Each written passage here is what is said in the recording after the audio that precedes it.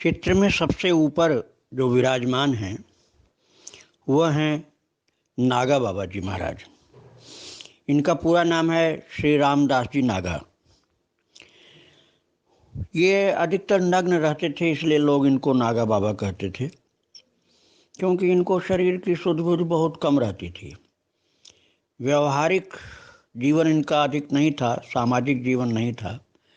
ये परमहंस या अवधूत कोट कह लीजिए, उस स्थिति में विराजमान रहते थे। ये नागा बाबा जी कानपुर और फतेहपुर के बीच में पाली नाम की एक जगह है, वहाँ अधिकतर रहते थे। और आज से लगभग 80 वर्ष पहले थे।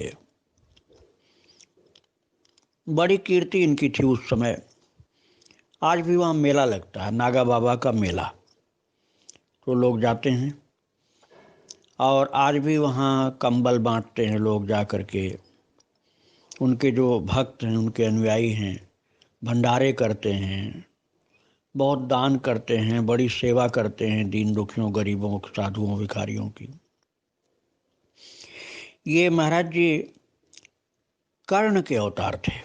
महाभारत के कर्ण जो थे उनके अवतार थे।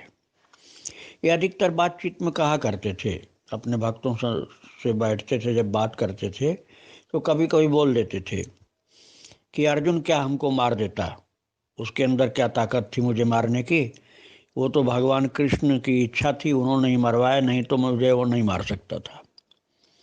ऐसे ही कभी कभी बोल देते थे।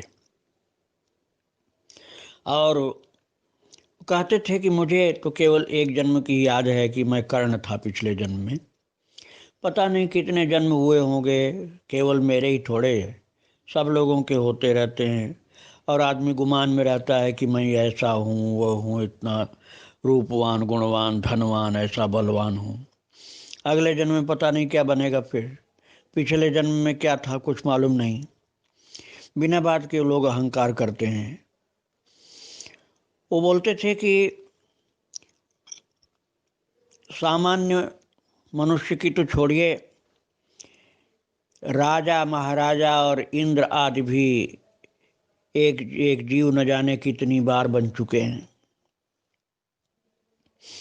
नागा बाबा अपने उपदेश में बोलते थे, एक एक चींटी भई अगणित बार सुरेश, रामदास नागा कहें बरन सकै नहीं शेष।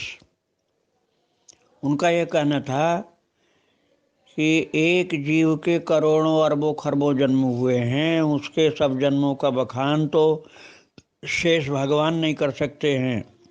कहाँ तक बताएंगे, आदमी के पास समय कहाँ रहेगा सुनने का। नागा बाबा और भी लोगों के जन्म को समझ जाते थे कि इनका पिछला जन्म क्या था। कभी कभी किसी किसी को कुछ ऐसा उपदेश करते थे बता करके।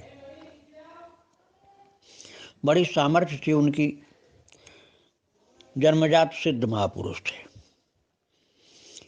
मैं बिठूर में जब रहता था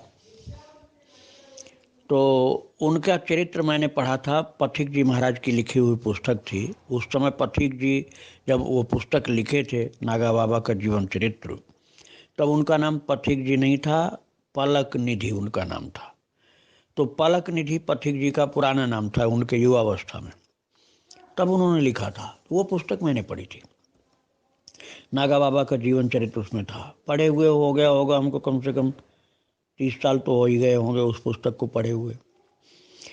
तो एक दिन एक मिश्रा जी थे जिनको बिठूर के राम लखन शुक्ला जानते हैं। उन मिश्रा जी का नाम था रामकृष्ण मिश्र। वे बिठूर में महाराज घाट के पास रहते थे, किराए के कमरे में। पति पत्नी दोनों रहते थे। 80 साल से ऊपर उनकी उम्र थी। उन्होंने हमको अपने यहाँ भोजन के लिए बुलाया था। तो मैंने उनसे पूछा उनका घर कहाँ था। तो उन्होंने जब बताया कि पाली में कोई रिश्तेदारी थी उनकी और वो कुछ दिन वहाँ रहे, तब मैंने उनसे नागा बाबा की चर्चा की।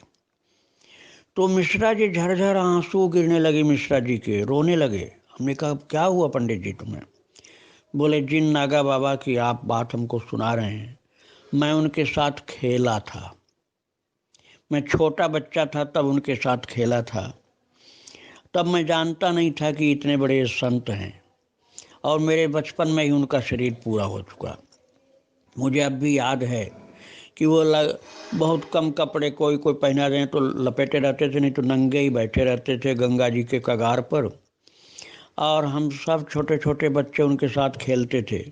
हम लोग खेलते खेलते उनको गंगा जी के कगार पर से लुढ़का के गंगा में गिरा देते थे, और वो फिर हंसते हंसते ऊपर आते थे। वो हम लोगों को गंगा में नहीं गिराते थे, हम ही लोग उनको गिराते थे। वो सोचते थे हम छोटे बच्चे हैं, गंगा में डूब जाएंगे, इसलिए हमको नहीं गिराते थे। हम लोग उनको लुढ़काते रहते थे और खेलते रहते थे। मिश्रा जी इस बात को याद कर करके रोते थे कि मैं इतने बड़े सिद्ध संत के साथ रहा, लेकिन बचपन में मैं उनको समझ नहीं सका। जैसे भगवान कृष्ण से अर्जुन ने 11वें अध्याय में गीता जी में कहा है कि विहार शय्या सन भोजनेषु, मैं आपके विहार शय्या आसन भोजन इन सब के साथ मैं आपको अपना मित्र समझकर उपेक्षा करता रहा, और अब आज मैं आपको विश्व रूप को देख करके रो रहा हूँ, क्योंकि मैं आज आपकी ईश्वरीय स्वरूप को समझ पाया। ऐसे वो मिश्रा जी रो रहे थे कि इतने बड़े सिद्ध संत के साथ मैं बचपन में रहा। तो उन्होंने भी कुछ हमको वो बातें बचपन वाली बताई। एक बात उनकी हमें याद है, एक तो गंगा जी में लुढ़काने ढकेलने की बात, दूसरी बात ये कि वो सिद्ध पुरुष थे, इसलिए खान पान में पवित्रता का ज़्यादा ध्यान नहीं करते थे। साधकों को तो खान पान में पवित्रता का ध्यान करना चाहिए, लेकिन सिद्ध की बात अलग होती है।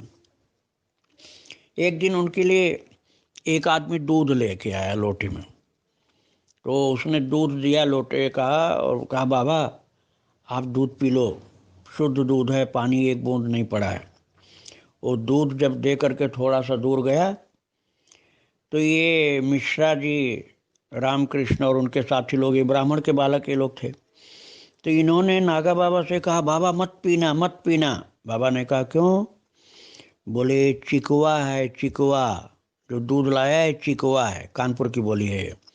चिकवा का तात्पर्य जो बकरा बकरी मार करके खाता बेचता है, मांसाहारी होते हैं वो चिकवा का लाया हुआ दूध है, इसको मत पीना। तो बाबा उस लोटे के अंदर अपना हाथ घुमाने लगे 2-4 मिनट घुमाए। तो ये मिश्रा जी और उनके साथी बच्चों ने पूछा बाबा इस लोटे में क्या ढूंढ रहे हो? तो नागा बाबा बोले हम चिकवा को ढूंढ रहे हैं कि इस लोटे में दूध के अंदर चिकवा कहाँ है। अरे बच्चे हंसने लगे, बाबा चिकवा तो वो चला गया तुमको देकर, चिकवा इसके अंदर कहाँ है? तो नागा बाबा बोले कि जब चिकवा इसके अंदर नहीं तो मैं दूध पी रहा हूँ। दूध पी लिया उन्होंने। सिद्ध महापुरुष की बात अलग होती है, उनकी रहनी सहनी कुछ अटपटी होती है। तो कभी कभी उनके साथ पागल जैसा व्यवहार करते हुए देखकर लोग पागल समझ लेते थे।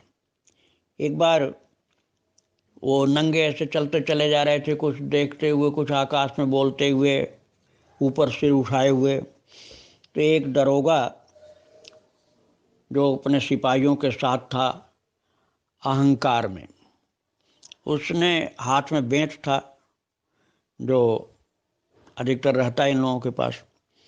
तो उसने कहा अपने सिपाहियों से कि ये देखो पागल बाबा जो आ रहा है, मैं अभी एक डंडे में इसको ठीक कर दूंगा। तो जब बाबा पास में आए तो बाबा के पीठ पर निचले हिस्से पर उसने बहुत जोर का एक डंडा मारा दरोगा ने। नागा बाबा को जब बहुत जोर से उसने एक डंडा मारा तो और किसी को लगता तो आदमी झगड़ जाता है, चिल्ला के भागता, रोता, कुछ गाली देता, लड़ता भिड़ता, लेकिन वहाँ तो सिद्ध महापुरुष की बात थी।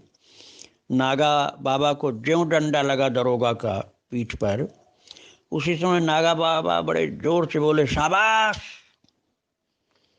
और उनके मुंह से शाबाश निकलते ही उसी क्षण वो दरोगा पागल हो गया, बिल्कुल पागल हो गया। अब सिपाही लोग सब घबराए, थाने में बताए, और बड़े दरोगा को बताए और साथियों को बताए कि तो बाबा ने डंडा लगते ही शाबाश बोला, ये सब दरोगा तो पागल हो गया। अब बाबा तो चलते हुए चले गए। यहाँ दरोगा के घर खबर भेजी गई, उसकी पत्नी को, उसके बच्चों को, परिवार को, कि बाबा को डंडा मारा दरोगा ने और बाबा ने शाबाश बोला, उसी समय पागल हो गया। और महाराज उसका इलाज कराया गया बड़े बड़े अस्पतालों में, पागल खाने में, जिला अस्पताल में, और न जाने कहाँ कहाँ। 1 महीना तक इलाज होता रहा लेकिन वो ठीक नहीं हुआ। तब उसकी पत्नी को लोगों ने कहा कि ये बाबा के ही चरणों में ले जाया जाए तो शायद ठीक हो, संत का अपराध किया है, वैसे नहीं ठीक होने वाला। अब ये हम लोगों के लिए एक शिक्षा की बात है कि हम लोग कई लोगों को पहचानते नहीं हैं कि इनके अंदर महानता है और उनका हम तिरस्कार करते रहते हैं, और वो तिरस्कार हम लोगों के लिए अभिशाप बन जाता है यदि हम ऐसा करते हैं। तो हमें सावधान रहना चाहिए, किसी का अपमान न करें। नहीं सत्कार कर सकते हैं तो कम से कम अपमान तो न करें। महाराज उस दरोगा को जो पागल हो गया था, नागा बाबा के चरणों में लाया परिवार के लोगों ने। उसकी पत्नी और घर के लोग रोने लगे, बाबा आप इसको माफ़ कर दीजिए, इस दरोगा ने आपको डंडा मारा था, गलती किया था महाराज, 1 महीने से बहुत खराब हाल है इसको होश ही नहीं आ रहा है कि ये कौन है, पहचान ही नहीं रहा किसी को, आप माफ़ कर दीजिए तभी ठीक होगा। हंस पड़े नागा बाबा, बोले जा ले जा, बस राम जी ठीक करेंगे। और जो ही बाबा ने बोला, हाथ छुआ दिया, वो दरोगा ठीक हो गया। ऐसी गलतियां मनुष्य के द्वारा होती हैं और सिद्ध पुरुष जो होते हैं वो उनका सुधार करते हैं। एक बार इसी प्रकार की गलती एक दरोगा ने और की थी। वो बाबा रात में घूम रहे थे तो उसने समझा कि कोई बदमाश है। बाबा को पकड़ करके उसने अपने थाने के हवालात में बंद कर दिया। और रात में, अब दरोगा तो सो गया, लेकिन रात में जिस सिपाही की ड्यूटी थी बंदूक लेकर के वो घूम रहा था, तो उसने देखा कि हवालात के अंदर जो बंद व्यक्ति है वो न ताला टूटा गिरा न दरवाज़ा खुला और वो हवालात के बाहर घूमने लगा। सिपाही हैरान कि अभी तो ये अंदर था, ये आदमी ये बाहर कैसे आ गया, दरवाज़ा भी नहीं खोला इसने, न दरवाज़ा खोला न ताला खोला और न बाहर निकलते दिखलाई पड़ा, तो ये बाहर कैसे आ गया। अब वो डरने लगा कि ये मनुष्य है कौन, ये बाहर कैसे निकला बिना दरवाज़ा खुले। तब तक नागा बाबा घूमते हुए फिर हवालात के अंदर पहुंच गए बिना दरवाज़ा खोले। अब हवालात के अंदर थे, अब सिपाही तो चौंक करके देख रहा है कि क्या हो रहा है तमाशा। तब तक वो फिर दरवाज़ा बंद, और वो जालीदार दरवाज़ा होता है हवालात में, सरिया वाला, और बिना दरवाज़ा खोले बिना ताला खोले वो फिर वो बाहर घूमने लगे। ऐसे रात में 3-4 बार किए। जेल उसको बाहर नहीं जाते थे, थाने के बाहर नहीं जाते थे, बस हवालात के बाहर निकल कर घूमते थे कंपाउंड में। तो सिपाही तो बिल्कुल घबरा गया, उसने अपने सब साथियों को जगाया और फिर इसके बाद साथियों ने दरोगा को बुलाया और फिर उस सिपाही ने कहा, मैंने अपनी आंखों से देखा है 3-4 बार ये हवालात के बाहर घूमते हैं, कभी अंदर चले जाते हैं और दरवाज़ा नहीं खुलता, ताला नहीं खुलता, ये पता नहीं है कौन। तो थानेदार ने कहा, लगता कोई जिंद है, कोई भूत है, कोई प्रेत है या जिंद है, कौन है कुछ मालूम नहीं, तुरंत ताला खोल दो और इसको जाने दो। ताला खोल करके कहा, आप जाओ। वैसे भी बाहर निकल रहे थे और जा रहे थे, अब जब सिपाहियों ने कहा दिया आप जाओ, तब वो निकल करके वहाँ से चल दिए। दूसरे दिन में दरोगा ने, सिपाहियों ने बताई ये बात गांव के लोगों को। तब गांव के लोगों ने कहा, वो नागा बाबा थे, आप लोगों ने बड़ी गलती की, उनको हवालात में बंद किया, वो तो चाहे जहाँ चले जाते हैं, उनके लिए रोक टोक थोड़े, तुम कितना ही अंदर बंद कर दो, बाहर घूमेंगे निकल करके। और जनता को तो पता था, लेकिन ये सिपाही लोग, दरोगा लोग, ये बाहर से आए होंगे, नए होंगे, इसलिए इन लोगों को नहीं मालूम था। एक बार बाबा को भक्त लोग उनको लेकर के कहीं जा रहे थे, ट्रेन में बैठा के, और ट्रेन में बिना टिकट ही बैठा दिया बाबा को। ये थोड़ी दूर की यात्रा है, कौन पूछ रहा है, शायद गरीब लोग होंगे वो। बाबा भी बैठ के बिना टिकट, और लोगों के पास टिकट था। टिकट चेकर आया तो साथ के भक्तों ने कहा, बाबा बाबा, अरे वो टीटी आ गया, टिकट जांच करने वाला। बोले तो मुझे क्या करना है? तो भक्तों ने कहा, बाबा आप बेंच के नीचे घुस जाओ। नागा बाबा उस रेल के डिब्बे के बेंच के नीचे घुस गए और टिकट चेक करके चला गया। कुछ देर के बाद जब वो दूसरे डिब्बे में चला गया, तब वो भक्त लोग कहने लगे, बाबा वो टीटी चला गया, आप निकलो। बाबा टीटी चला गया, आप निकलो। वो तो निकले नहीं। तो साथी लोग नीचे झांक झांक के कहने लगे, बाबा निकलो। लेकिन जब नीचे झांके तो देखा वहाँ बाबा थे ही नहीं। उस बेंच के नीचे बाबा नहीं थे। पूरे डिब्बे में छान मारा, कहीं भी नागा बाबा उस पूरे रेल के डिब्बे में नहीं थे।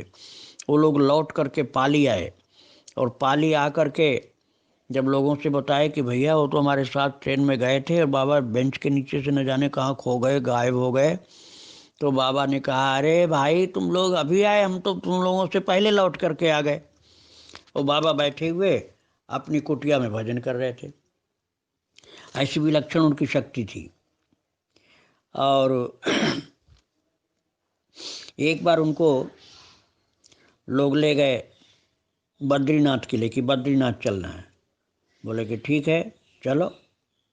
वो भक्त लोग जैसे कहते थे वैसे करने लग जाते थे। उनका अपना कुछ संकल्प नहीं रहता था। उनको लोग बद्रीनाथ ले जाने के लिए हरिद्वार से होते हुए ऋषिकेश पहुँचे, और वहाँ से पैदल जाना था। ऋषिकेश से पैदल जाना था बद्रीनाथ। अब बाबा की मौज, वो तो अलमस्त फकीर सिद्ध महापुरुष। वो लक्ष्मण झूला के ऊपर जब पहुँचे तो सब लोग बड़े खुश होकर देख रहे हैं गंगा जी, कोई आगे कोई पीछे चल रहा है। बाबा लक्ष्मण झूला, उस समय इतना चारों तरफ से उसमें ग्रिल नहीं लगी हुई थी।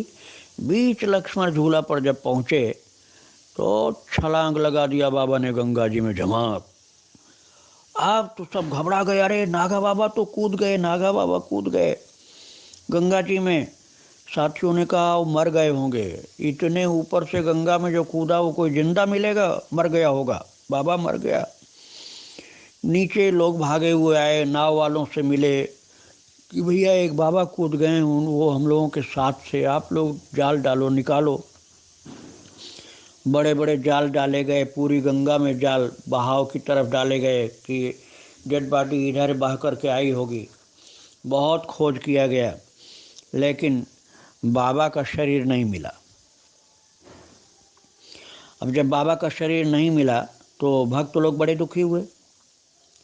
अब उन्होंने अपना प्रोग्राम कैंसिल कर दिया। जो बद्रीनाथ जाने का प्रोग्राम था वो कैंसिल कर दिया।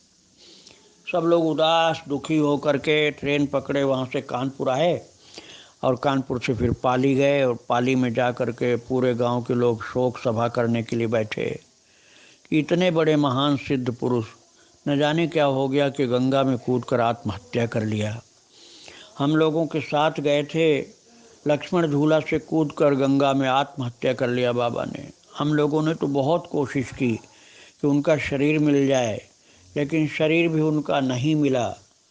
सब लोग माथा पकड़ के दुखी होकर के अत्यंत खेद प्रकट करने लगे कि हम लोग बेकार में उनको ले गए, नहीं ले जाते तो ठीक था। तब तक कुटिया के अंदर से बाबा बोले, अरे काहे के शोक कर रहे हो तुम लोग? कौन मर गया गंगा में कूद के? मैं तो यहाँ बैठा भजन कर रहा हूँ। अब लोगों ने देखा अंदर गुफा में बैठे बाबा भजन कर रहे हैं, नागा बाबा। पता नहीं गंगा में कूदने के बाद कहाँ से वो गंगा के रास्ते कानपुर आ गए, या अदृश्य होकर के फिर आकर के कानपुर में प्रकट हुए, पाली में प्रकट हुए। अब वो लीला तो वही जाने, उनकी शक्ति कौन समझ सकता है। सब भक्तों ने बाबा के चरणों में प्रणाम किया और कहा, बाबा जो आपने लीला किया ये गंगा में कूदने वाली, ये बहुत दुखदाई लीला आपकी थी। उस लीला से हम लोग इतने दुखी हुए कि हम लोग तो ऋषिकेश से पाली तक रोते ही आए हैं सब लोग। हम लोग तो इतना रो रहे थे कि लग रहा था कि हम ही लोग मर जाएंगे, और आपने ऐसी दुखद लीला कर दी महाराज, हम लोगों को तो बड़ा कष्ट हो गया। लेकिन नागा बाबा बोले, अब भी कष्ट है? सब लोगों ने कहा, बाबा आप कष्ट की तो बात छोड़ो, हम लोग प्रसन्नता से फूले नहीं समा रहे हैं कि हमारे मरे हुए बाबा जिंदा मिल गए। खुश हो गए सब लोग और बड़े उत्सव मनाए गए, बड़े भंडारे हुए, बाबा के लिए खूब कीर्तन किया गया और सब लोग उनकी आरती उतारे और उनकी शक्ति के विषय में, सामर्थ्य और योग सिद्धि, इन सब के विषय में लोगों ने अलग अलग अपने अनुभव सुनाए। और मैंने पहले ही बताया कि पथिक जी उस समय पलक निधि जो थे, उन्होंने तो पुस्तक ही बाबा नागा बाबा के चरित्र की लिखी थी, जो मैंने पढ़ा था उस समय 30 साल पहले। तो ऐसी विचित्र उनकी सिद्धि थी, शक्ति थी, सामर्थ्य था। और भगवान कृष्ण का तो पिछले ही जन्म में दर्शन उन्होंने बहुत बार किया था, कर्ण थे, तो कर्ण होने के कारण भगवान की कृपा कृष्ण की मिली थी। जब पिछले जन्म में ही भगवान कृष्ण की कृपा प्राप्त हो चुकी थी, तो अब तो वो भक्त थे ही, सिद्ध योगी भी थे और भगवान कृष्ण के भक्त थे। उनकी शक्ति सामर्थ्य का बखान कौन कर सकता है। उनके चरणों में बार बार प्रणाम। जय श्री राधे, जय श्री राधे। जिन मिश्रा जी की बात मैंने सुनाया था अभी, वो मिश्रा जी राम लखन शुक्ल के गांव में संभवतः ग्राम सेवक के रूप में सरकारी नौकरी किए थे।